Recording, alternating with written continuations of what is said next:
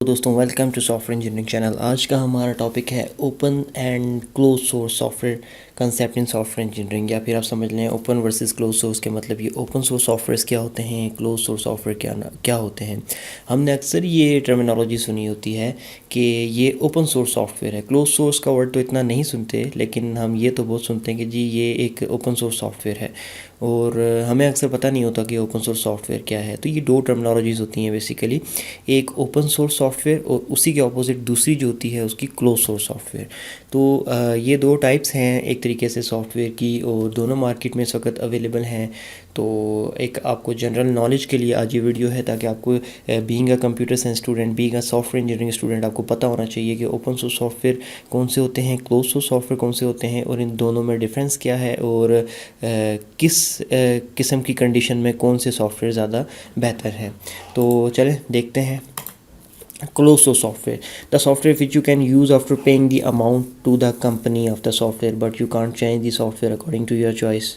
You can't distribute the software, मतलब कोई भी ऐसा सॉफ्टवेयर जिसको आपने कंपनी को पेमेंट करके बाय किया, और आप बाय करके अब आप उसको इस्तेमाल कर रहे हैं। अब इस्तेमाल तो उसको कर रहे हैं, लेकिन आपके पास ये अथॉरिटी नहीं है कि आप उसके अंदर किसी किस्म की कोई भी चेंजिंग कर सकें। आपको अगर उसके अंदर कोई एक फंक्शन थोड़ा सा अच्छा नहीं लग रहा, तो आप उसको अपनी ज़रूरत के मुताबिक मॉडिफाई कर सकें। आप उसके अंदर 2 बटन है तो आप तीसरा बटन लगा सकें, या फिर आप उस सॉफ्टवेयर को उठा के किसी और को आगे सेल कर सकें। आपको अगर ये अथॉरिटीज़ नहीं है, लेकिन आप उस सॉफ्टवेयर को पेमेंट करके इस्तेमाल कर रहे हैं, तो वो जो सॉफ्टवेयर होता है इस किस्म का सॉफ्टवेयर, उसको हम क्लोज सोर्स सॉफ्टवेयर कहते हैं। ठीक हो गया। You can't have access to the program files code of the close source software, मतलब ये कि जो भी आपका जो कोडिंग होती है ना, जब सॉफ्टवेयर डेवलप करता है तो एक कोड लिखता है। तो जो क्लोज सोर्स सॉफ्टवेयर होता है वो ऐसा सॉफ्टवेयर होता है कि वो आप ख़रीद लेते हैं, आप उसको इस्तेमाल करते हैं और इस्तेमाल ही करते हैं, बस उसमें किसी किस्म की चेंजिंग नहीं कर सकते, किसी और को आगे सेल नहीं कर सकते, और ना ही आप उसकी प्रोग्राम फाइल्स यानी कि आप उसकी कोडिंग को देख सकते हैं। ऐसा जो सॉफ्टवेयर होता है उसको हम क्या कहते हैं, क्लोज सोर्स सॉफ्टवेयर, क्योंकि हमें उसकी बैक एंड फंक्शनैलिटीज़ पे, बैक एंड प्रोग्रामिंग फाइल पे किसी किस्म की कोई भी एक्सेस नहीं होती। अच्छा, अब ये क्लोज सोर्स सॉफ्टवेयर की कोई एग्जांपल्स, उसमें से पहली है विंडो, जो हम कंप्यूटर में यूज़ करते हैं। विंडोज़ एक्सपी हो गया, विंडोज़ 10 हो गई। फिर दूसरा आ गया मैक ऑपरेटिंग सिस्टम, जो कि आपके एप्पल के कंप्यूटर्स पे चल रहा है। आईफोन जो है उसका जो ऑपरेटिंग सिस्टम है आईओएस, वो हो गया। ये सारी की सारी एग्जांपल हैं क्लोज सोर्स सॉफ्टवेयर्स की। ठीक है, अब इसके अंदर देखें, मैं आपको ये बताता हूँ, क्या ऐसा पॉसिबल है कि आप विंडोज़ की प्रोग्राम फाइल्स को रीड कर सकेंगे, विंडो बनी हुई कैसे है। क्या ऐसा पॉसिबल है कि मैक जो कि एप्पल के अंदर चलता है उसकी आप प्रोग्राम फाइल्स तक एक्सेस हासिल कर सकें, और मैक के अंदर कोई नया फंक्शन ऐड कर सकें आप अपने तौर पे। नहीं है। इसी तरीके से क्या आईफोन के अंदर ऐसा पॉसिबल है कि उसके सॉफ्टवेयर के अंदर आप उसकी बैकएंड तक जा सकें और उसकी प्रोग्रामिंग फाइल्स को देख सकें, उसका जो आईओएस सॉफ्टवेयर चल रहा है उसको नहीं कर सकते आप। क्यों? क्योंकि ये क्लोज सोर्स सॉफ्टवेयर है। कंपनी आपको ये इजाज़त देती है कि आप इस सॉफ्टवेयर को यूज़ करें, लेकिन कंपनी आपको ये इजाज़त नहीं देती कि आप इस सॉफ्टवेयर के अंदर किसी किस्म की कोई तब्दीली अपनी मर्ज़ी से करें, या फिर इस सॉफ्टवेयर को निकाल के आप अपने तौर पर किसी को बेच दें। ये इजाज़त आपको नहीं है। क्यों? क्योंकि ये क्लोज सोर्स सॉफ्टवेयर है, और यही क्लोज सोर्स सॉफ्टवेयर होता है। इस्तेमाल करो लेकिन उसमें चेंजिंग ना करो, इस्तेमाल करो लेकिन आप किसी को आगे वो बेच नहीं सकते। तो ये क्लोज सोर्स सॉफ्टवेयर है। अच्छा, एक छोटी सी अभी यहीं पे ये सारी बातें बताते हुए मेरे माइंड में एक चीज़ आई, वो मैं आपको सोचा शेयर कर दूं। वो ये कि आप कोई भी सॉफ्टवेयर जो होता है ना, हम अक्सर कहते हैं ना कि जी ये सॉफ्टवेयर मैंने बाय किया हुआ है। ठीक है, ये टर्म यूज़ होती है, एवन के सॉफ्टवेयर कंपनीज़ भी यही कहती हैं कि जी आपने ये सॉफ्टवेयर हमसे बाय कर लिया है और आप उसको इस्तेमाल कर रहे हैं। सही है, ज़बरदस्त है। लेकिन एक बात मैं आपको बताऊं, आप कभी भी कोई भी सॉफ्टवेयर बाय नहीं करते, आप पेमेंट करते हैं उस सॉफ्टवेयर सर्विसेज को यूज़ करने के लिए। आप उस सॉफ्टवेयर को यूज़ करने के लिए, उसकी एक कॉपी यूज़ करने के लिए आप पेमेंट करते हैं, आप वो सॉफ्टवेयर बाय नहीं करते। सॉफ्टवेयर बाय करना मिलियंस एंड बिलियन डॉलर्स की डील होती है, आप वो सॉफ्टवेयर कभी भी बाय नहीं कर रहे होते। ये जो हम टर्म यूज़ करते हैं ना कि मैंने ये सॉफ्टवेयर बाय किया हुआ है, तो हम कभी भी कोई भी सॉफ्टवेयर बाय नहीं करते। हम सॉफ्टवेयर बाय कर ही नहीं सकते समटाइम, क्योंकि वो मिलियंस एंड बिलियंस डॉलर्स का होता है। हम बस उसकी एक कॉपी जो है यूज़ कर रहे होते हैं पेमेंट करके, अपने इस्तेमाल के लिए, अपनी ज़रूरत के लिए। ठीक हो गया। तो ये एक छोटी सी टेक्नोलॉजी थी जो मैंने आपको कहा कि करेक्शन करा दूँ। Being a software engineering student या फिर बीइंग अ सॉफ्टवेयर इंजीनियर, आपको इस बात का पता होना चाहिए। ओके, अब हम चलते हैं ओपन सोर्स सॉफ्टवेयर की तरफ।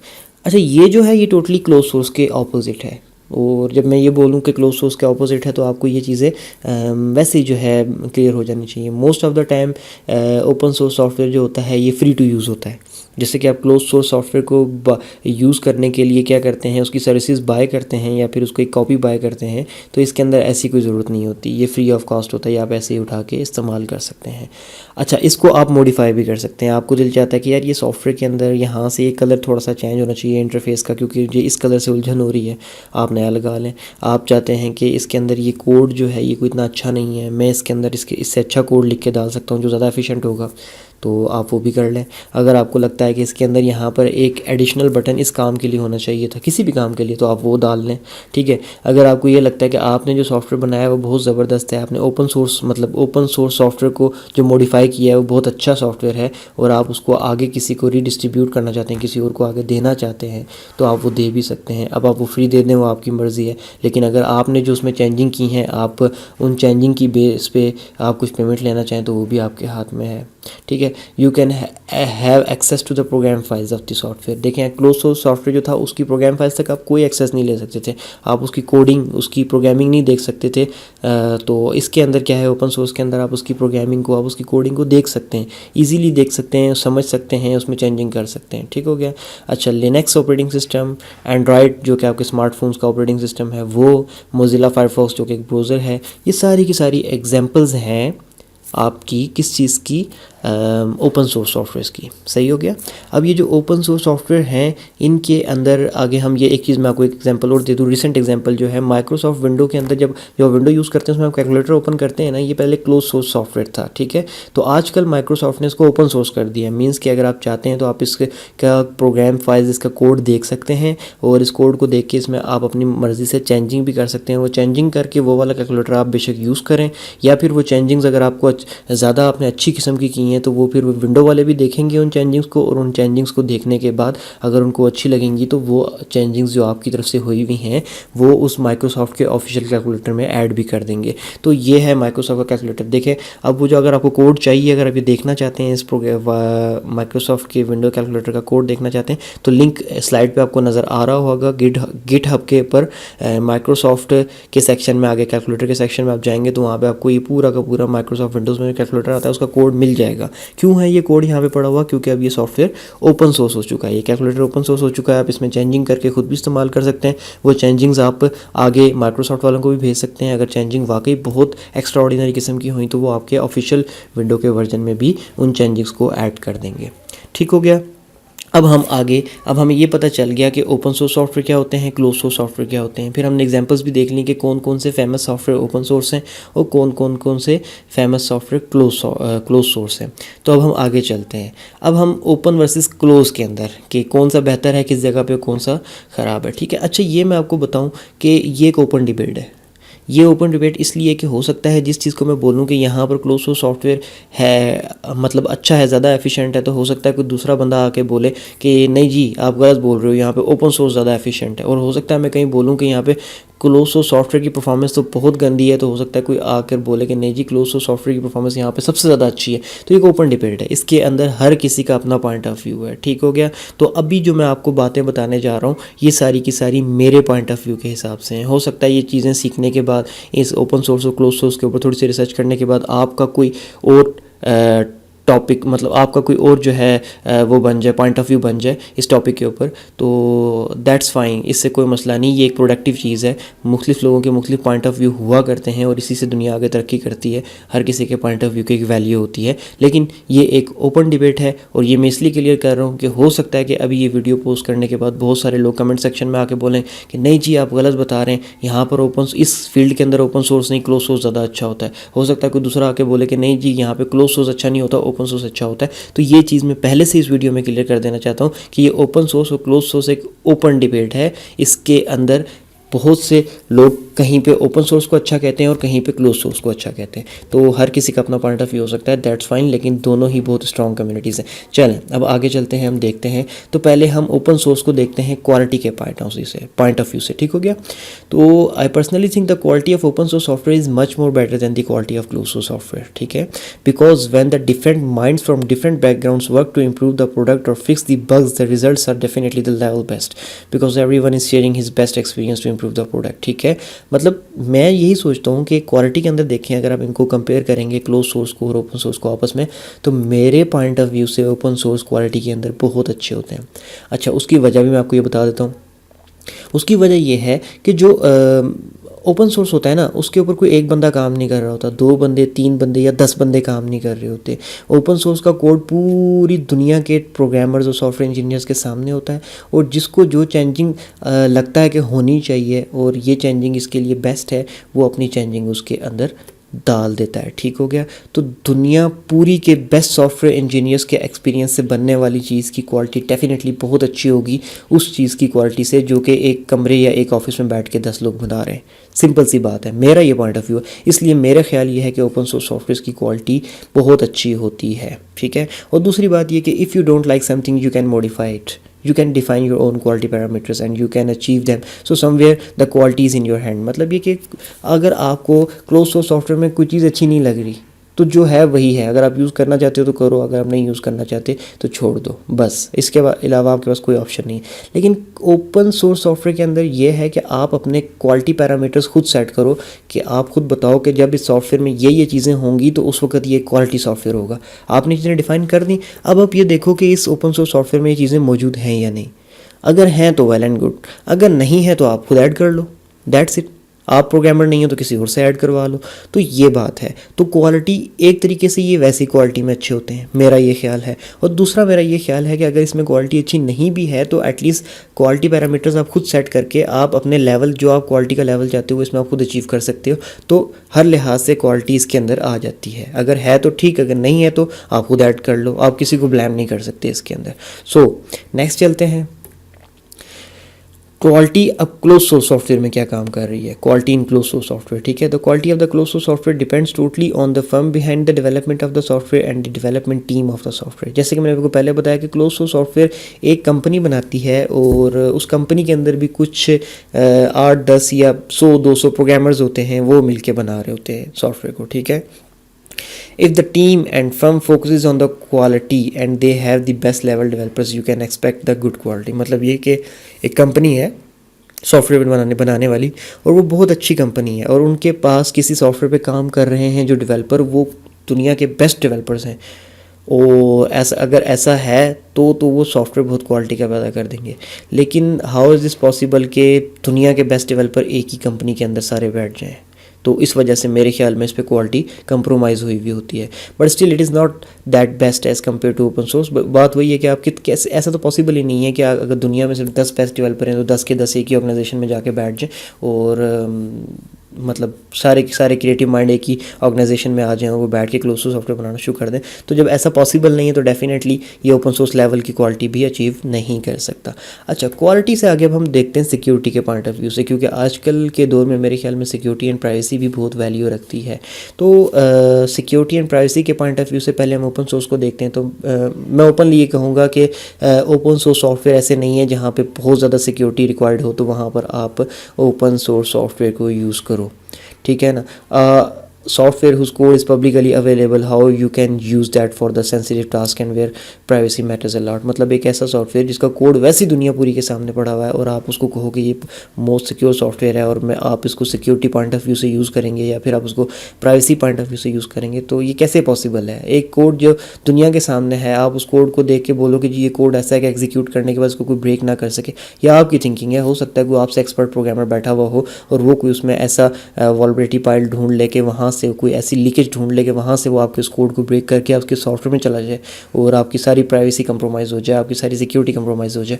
तो एक ऐसा प्रोग्राम, एक ऐसा सॉफ्टवेयर जो कि जिसका कोड पूरी दुनिया के सामने ऑलरेडी अवेलेबल है, जिसकी अच्छाइयाँ बुराइयाँ सबके सामने अवेलेबल हैं, उसको हम ऐसी जगह पे कभी भी इस्तेमाल नहीं कर सकते या नहीं करना चाहिए जहाँ पर सिक्योरिटी और प्राइवेसी मेजर फैक्टर हो या फिर प्योरिटी हो।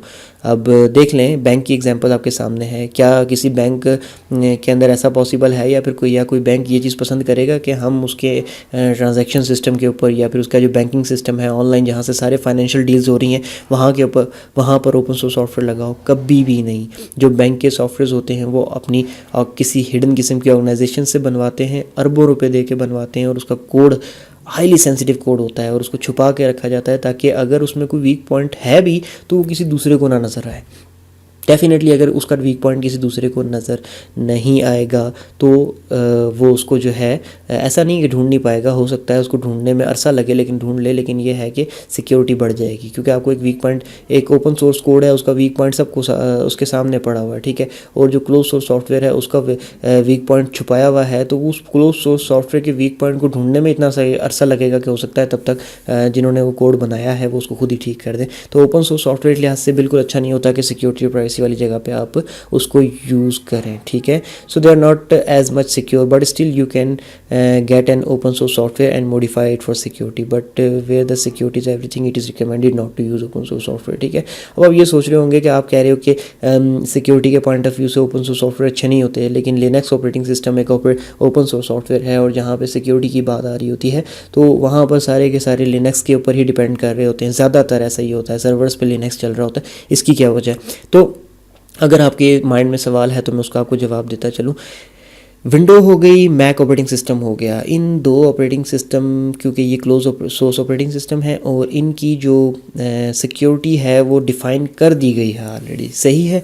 तो वो डिफ़ाइन कर दी गई है ऑलरेडी उन कंपनीज़ के थ्रू जिन्होंने इनको बनाया है, तो उस लिहाज से तो ये सिक्योर है। लेकिन हमारी वर्ल्ड के अंदर इस वक्त टॉप क्लास के hackers and programmers and code breakers बैठे हुए हैं, तो वो क्या करते हैं कि अगर उनमें से किसी एक ने विंडो के किसी एक वर्जन के अंदर एक सिक्योरिटी का वीक पॉइंट ढूंढ लिया, तो वो एक विंडो के वर्जन में सिक्योरिटी वीक पॉइंट ढूंढने से क्या होता है कि उस वर्जन पे चलने वाली सारी विंडोज़ की सिक्योरिटी कंप्रोमाइज़ हो जाती है। और उसी वर्जन पे अगर किसी का सर्वर चल रहा है या कोई और सिस्टम चल रहा है जो कि बहुत सेंसिटिव है तो इट्स मीन कि उसकी भी सिक्योरिटी कंप्रोमाइज़ हो गई, और उसके अंदर आप किसी किस्म की चेंजिंग नहीं कर सकते क्योंकि आप डिपेंड होते हो उस फर्म के आगे, उस कंपनी के आगे जिसने वो ऑपरेटिंग सिस्टम बनाया है। जब तक वो ऑफिशियली उसकी सिक्योरिटी को का पैच नहीं आपको रिलीज़ करेंगे आप तब तक बेबस हो, आप कुछ भी नहीं कर सकते, आप कंप्रोमाइज़ हो चुके हो, ठीक है। और इतनी बड़ी कंप्रोमाइज़ होना, इतनी देर तक कंप्रोमाइज़ रहना, ये जहाँ पे सेंसिटिव सिस्टम होते हैं वहाँ पर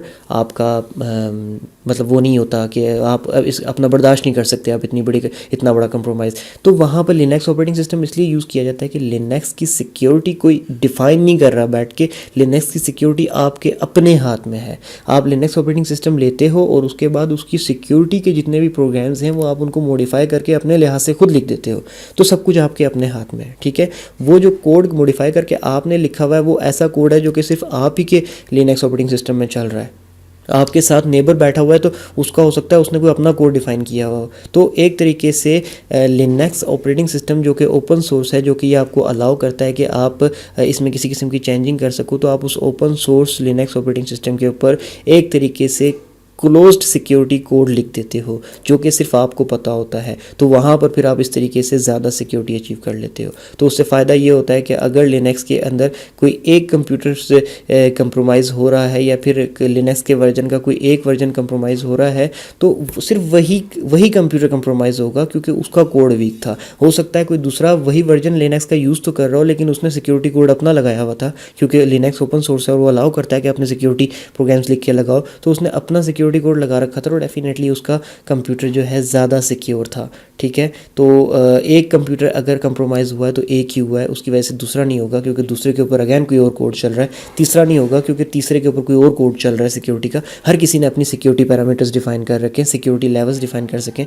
तो इस तरीके से फिर लिनक्स ऑपरेटिंग सिस्टम को वहाँ पर ज़्यादा यूज़ किया जाता है जहाँ पर सिक्योरिटी रिक्वायर्ड होती है, क्योंकि लिनक्स की सिक्योरिटी आपके अपने हाथ में है। और फिर वहाँ पर जहाँ पर लिनक्स ऑपरेटिंग सिस्टम इस्तेमाल किया जाता है वहाँ पर लेवल बेस्ट के सिक्योरिटी एनालिस्ट बैठे होते हैं और वहाँ पर सिक्योरिटी डिफ़ाइन करने वाले बहुत ही हाई लेवल के बंदे बैठे होते हैं और वो उसके लिए फिर अलग से अपने तौर पर अपनी रिक्वायरमेंट के मुताबिक सिक्योरिटी डिफ़ाइन करते हैं। तो एक सिक्योरिटी जो कि जनरली डिफ़ाइन की गई है, तो जैसे कि क्लोज सोर्स सॉफ्टवेयर में होती है, तो डेफिनेटली वो इतनी अच्छी नहीं होती उसकी बनस्बत जो कि स्पेसिफिकली हर पीसी के लिए डिफ़ाइन की गई है। तो लिनक्स को इसलिए प्रायोरिटी दी जाती है सिक्योरिटी के पॉइंट ऑफ व्यू से। तो क्लोज सोर्स के अंदर क्या होता है कि code is limited to the firm and developers who develop it, ठीक है। तो इस वजह से इसकी जो क्लोज सोर्स सिक्योरिटी होती है वो ज़्यादा होती है, और the developing firm and developers are the only two parties who know about the security vulnerabilities of the close source software which a hacker can find out but not that much easily as compare to open source. So in security close source software got the plus point. ठीक है ना.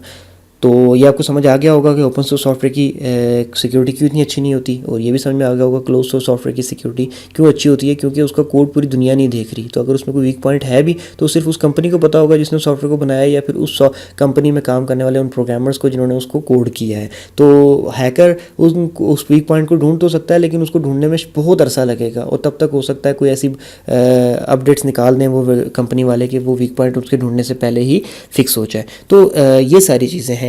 और अब आपको ये पता चल गया कि ओपन सोर्स सॉफ्टवेयर क्या होता है, क्लोज सोर्स सॉफ्टवेयर क्या होता है, क्वालिटी में ओपन सोर्स बेहतर क्यों है, क्लोज सोर्स बेहतर क्यों नहीं है, सिक्योरिटी में क्लोज सोर्स बेहतर क्यों है, ओपन सोर्स बेहतर क्यों नहीं है, और Linux operating system open source होने के बावजूद क्लोज सोर्स से बेहतर क्यों है सिक्योरिटी के अंदर. ये सारी चीज़ें आज आपको क्लियर हो चुकी होंगी. तो आई थिंक दैट्स इनफ. तो चले अब नेक्स्ट किसी वीडियो में मिलेंगे. और अगर आप किसी टॉपिक की वीडियो चाहते हैं तो काइंडली किसी भी वीडियो के कमेंट सेक्शन में जाके अपना टॉपिक डिमांड कर सकते हैं. हम पूरी कोशिश करेंगे कि जल्द से जल्द आपके टॉपिक को कवर करें. तो वीडियो थोड़ी सी लेंथी हो गई है, लेकिन आई थिंक कि ये बहुत इन्फॉर्मेटिव वीडियो थी. ये वो चीज़ें हैं जो आपको पता होनी चाहिए. आपको कोई इंटरव्यू के अंदर भी इस क्वेश्चन में फंसा सकता है कि लिनक्स ऑपरेटिंग सिस्टम सिक्योर है या नहीं. पहले आपसे कोई पूछे कि ओपन सोर्स सॉफ्टवेयर ज़्यादा सिक्योर होते हैं या क्लोज सोर्स, आपको जी क्लोज सोर्स, तो फिर आपको दूसरा सवाल सीधा यही आएगा कि लिनक्स ऑपरेटिंग सिस्टम को तो हम बड़ा सिक्योर समझते हैं, तो वो तो ओपन सोर्स है. अगर ओपन सोर्स सिक्योर नहीं होते तो फिर लिनक्स कैसे सिक्योर है इतना. तो आपको ये रीज़न्स पता होनी चाहिए. आपको ये क्वेश्चन जो है फंसा सकते हैं, लेकिन अगर आपको रीज़न्स पता हो तो फिर आप नहीं फंसेंगे. So thank you so much for watching my video. अगर कोई चीज़ बुरी लगी हो, अगर कोई मिस्टेक हो, तो काइंडली आप किसी भी कमेंट सेक्शन में जाके इस वीडियो के तो उसको जो है पॉइंट आउट कर सकते हैं. Thank you so much.